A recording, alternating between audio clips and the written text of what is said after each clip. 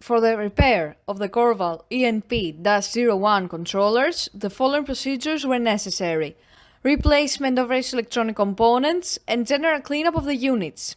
For testing, we add a 140-volt AC power supply, a potentiometer, and a multimeter in order to measure the milliamp output.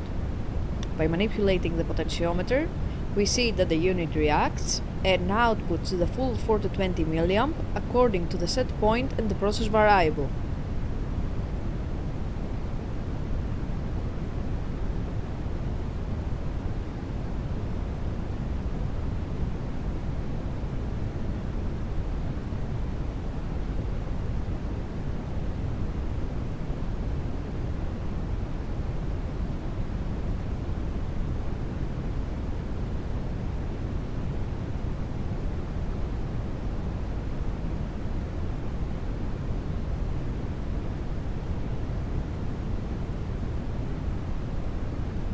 For testing, we add a 140-volt AC power supply, a multimeter in order to measure the milliamp output, and a milliamp input signal.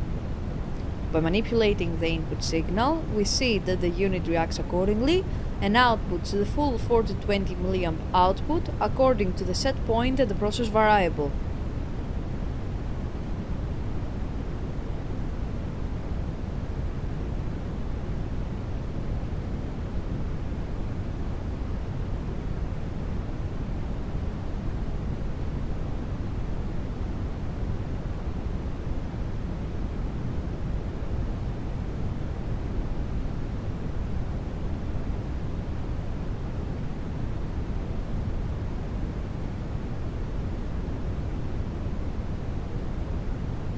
It is now clear that all controllers are working successfully and are ready to be delivered to the customer.